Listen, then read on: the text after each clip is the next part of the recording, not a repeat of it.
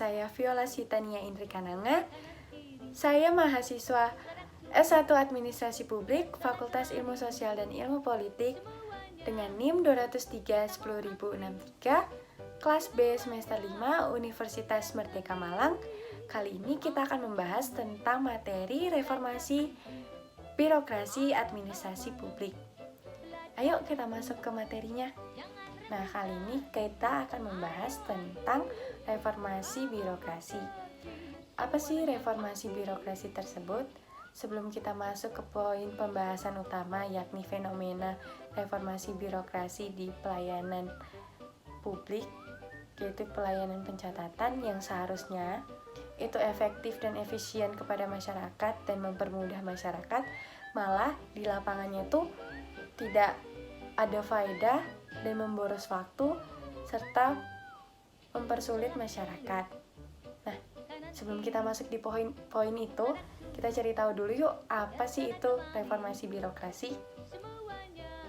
Dalam Peraturan Menteri Pendayagunaan Aparatur Negara dan Reformasi Birokrasi Republik Indonesia Nomor 25 Tahun 2020 tentang Roadmap Reformasi Birokrasi 2020 sampai 2024 yang mengatakan bahwa reformasi birokrasi merupakan sebuah kebutuhan yang perlu dipenuhi dalam rangka memastikan terciptanya perbaikan tata kelola pemerintahan. Tata kelola pemerintahan yang baik adalah persyaratan utama pembangunan nasional. Kualitas tata kelola pemerintahan akan sangat mempengaruhi pelaksanaan program-program pembangunan nasional. Semakin baik tata kelola pemerintahan suatu negara, maka semakin cepat pula perputaran roda pembangunan nasional. Setelah kita melihat penjelasan dari Kemenpan RB nomor 25 tahun 2020 tadi, kita bisa tahu nih, kenapa sih reformasi birokrasi itu sangat diperlukan untuk pembangunan nasional? Dan kita akan masuk ke dalam 8 area perubahan. 8 area perubahan itu terdiri dari pertama, manajemen perubahan, yang kedua, deregulasi kebijakan, yang ketiga, penataan organisasi, yang keempat, penataan tata laksana, yang kelima, penataan SDM aparatur, yang keenam, penguatan akuntabilitas, yang ketujuh, penguatan pengawasan, dan yang kedelapan adalah peningkatan kualitas pelayanan publik. Peningkatan kualitas pelayanan publik telah diatur dalam Undang-Undang Republik Indonesia Nomor 25 Tahun 2009 tentang pelayanan publik, mengamanatkan agar semua penyelenggara pelayanan publik dapat menyediakan pelayanan yang berkualitas bagi pengguna layanan atau yang disebut dengan pelayanan prima. Pelayanan prima memberikan jaminan atas terpenuhnya kepuasan dan kebutuhan masyarakat sebagai pengguna layanan. Pelayanan prima tersebut harus dimiliki oleh semua instansi pemerintah, mulai dari kementerian atau lembaga, provinsi hingga kabupaten atau kota.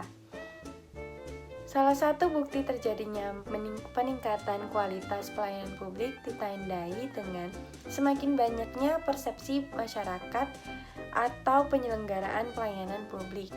Hal itu tentunya tidak terlepas dari pelaksanaan bimbingan dan pendampingan terkait dengan bidang pelayanan publik yang dilakukan oleh Kementerian Pendayagunaan Aparatur Negara dan Reformasi Birokrasi kepada kementerian atau lembaga atau pemerintah daerah.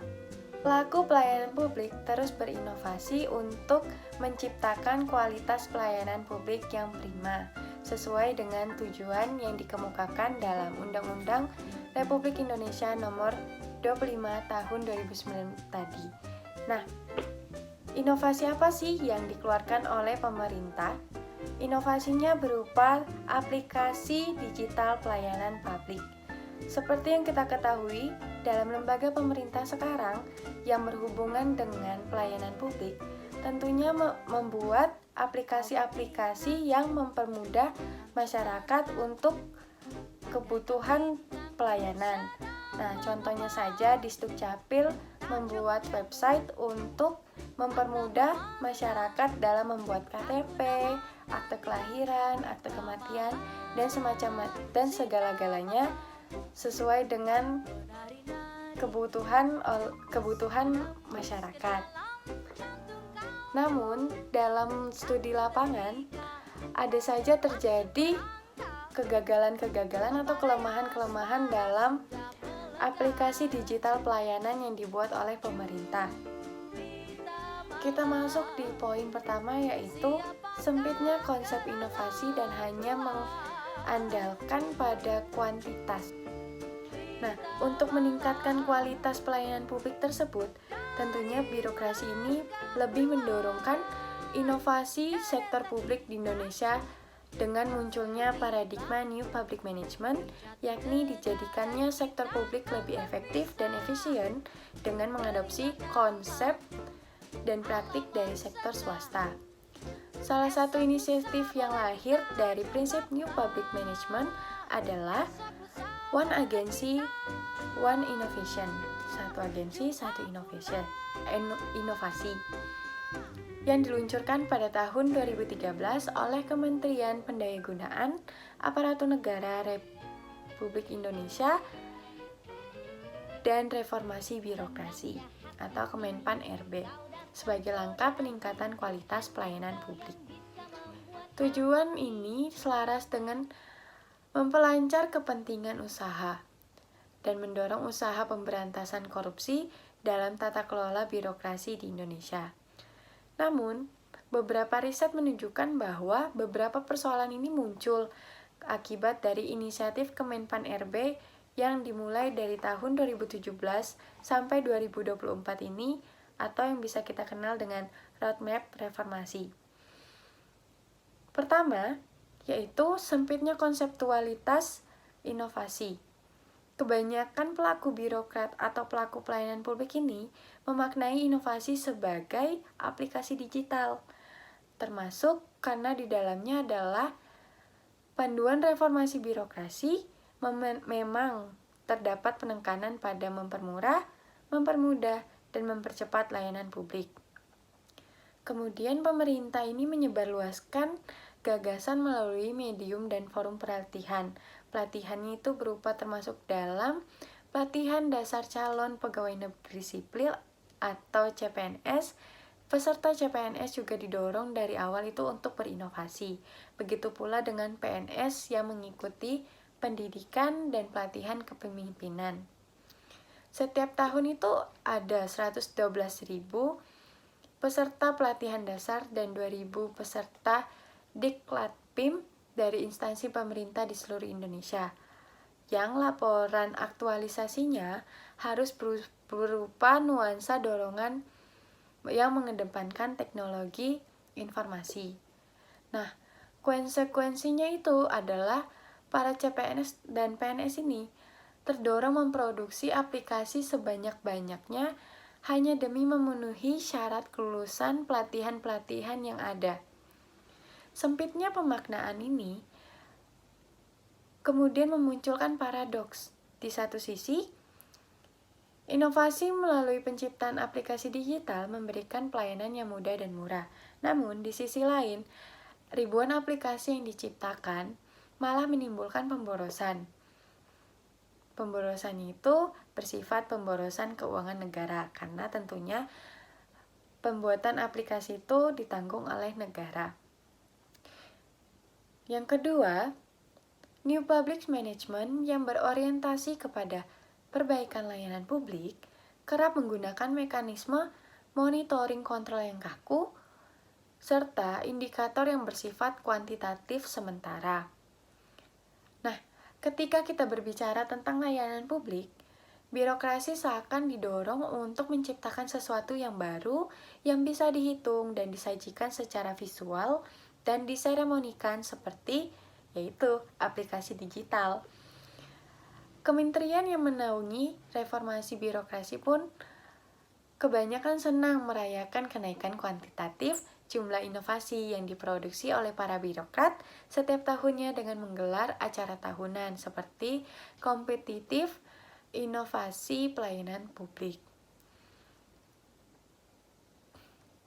Kompetisi itu menjadi salah satu manifest umum New Public Management yang mengedepankan semangat individualisasi, kewirausahaan, dan meritokrasi. Jarang ada yang mengkritisi apakah inovasi yang mereka ciptakan itu sudah baik, benar, dan sesuai dengan kebutuhan masyarakat atau belum. Serta bagaimana sih kesinambungannya ke depan, dan belum ada yang membahas atau mengkritisi inovasi tersebut. Nah, indikator-indikator ini cenderung menggiring orang-orang untuk berpikir jangka pendek demi memenuhi target-target kuantitatif yang dibebankan oleh pada birokrat. Akibatnya muncul jasa komersial seperti memproduksi aplikasi yang semakin menjauhkan dari esensi inovasi itu sendiri. Poin kedua yaitu menggenjot inovasi sebagai syarat perbaikan kesejahteraan PNS. Nah, ini nih aspek lain yang jarang dipahami oleh publik adalah bagaimana jargon inovasi pelayanan publik itu di pemerintahan kerap dijadikan syarat perbaikan PNS di instansi publik yang remunerasinya masih belum layak atau kerap disebut dengan instansi jelata. Instansi jelata adalah kategori yang menyeluruh untuk semua kementerian selain Kementerian Keuangan. Sementara Kementerian Keuangan tersebut disebut dengan instansi sultan. Demi memenuhi penilaian indeks reformasi birokrasi yang sudah rumit dan tidak transparan, masing-masing instansi pemerintah berlomba-lomba untuk melakukan inovasi menyeluruh pelayanan publik sesuai dengan pemahaman dan sumber daya manusia yang mereka miliki. Hasil studi yang didapati oleh theconversation.com di mana menunjukkan bahwa tidak sedikit birokrat yang antusias untuk melakukan inovasi namun terbentur dengan hambatan struktural, seperti minimnya dukungan institusi dalam bentuk anggaran yang memadai. Dan mereka juga berhasil memenangkan kontes inovasi pelayanan publik biasanya adalah yang memiliki kemampuan inovasi teknologi, memiliki jejaring yang mendukung, atau yang memiliki jabatan yang cukup tinggi di instansi sehingga dapat mengalokasikan sumber daya yang cukup untuk mengembangkan inovasinya. Jadi itu pelayanan publik atau pemerintah yang memenangkan kelembagaan yang memenangkan inovasi pelayanan publik biasanya itu kelembagaan yang ada misalnya di kota, sedangkan kelembagaan daerah itu kadang untuk mendapatkan memenangkan inovasi pelayanan publik karena tidak memiliki dana yang cukup, tidak memiliki jabatan yang luas, dan tidak memiliki jejaring yang mendukung. Dan juga masalah tentang informasi teknologi. Dan poin yang terakhir adalah PR pemerintah terhadap birokratnya. Sekarang seharusnya birokrasi itu mendorong birokratnya untuk berinovasi, dalam artian lebih luas dan lebih kritis. Nah, inovasi apalagi dalam rangka mereformasi tatanan birokrasi adalah hal yang baik. Namun, lebih penting adalah cara memahami permasalahan yang ada di dalam birokrasi tersebut dan inovasi apa saja yang dibutuhkan agar tidak terjadi pemborosan. Dan juga pemerintah sebaiknya tidak membuat indikator-indikator yang membuat para birokrat gagal paham akan arti inovasi tersebut dan menerjemahkan inovasi hanya sebagai penciptaan aplikasi digital. Inovasi itu seharusnya bukan merupakan suatu kegiatan sesaat atau one-time phenomenon, melainkan sebuah proses yang panjang dan berkesinambungan atau kumulatif yang melibatkan banyak proses pengambilan keputusan di organisasi, mulai dari penemuan gagasan sampai tataran penerapan serta evaluasinya. Sudah saatnya pemerintah mengakomodasi pencapaian inovasi dengan cara yang lebih tepat, alih-alih untuk berkompetisi Setidaknya itu semua instansi publik diberikan modal yang sama berupa remunerasi yang layak dan berkeadilan sesuai dengan amanat Undang-Undang nomor 5 tahun 2014 tentang aparatur sipil negara sebagai wujud tata kelola yang demokratis. Dengan begitu, birokrasi bisa bersinergi, bukan hanya berkompetisi untuk tujuan yang sama, yakni pelayanan prima yang mendatangkan nilai kebermanfaatan dan nilai berkesinambungan bagi masyarakat Indonesia.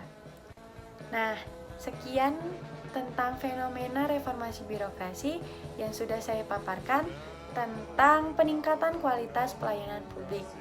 Sampai jumpa.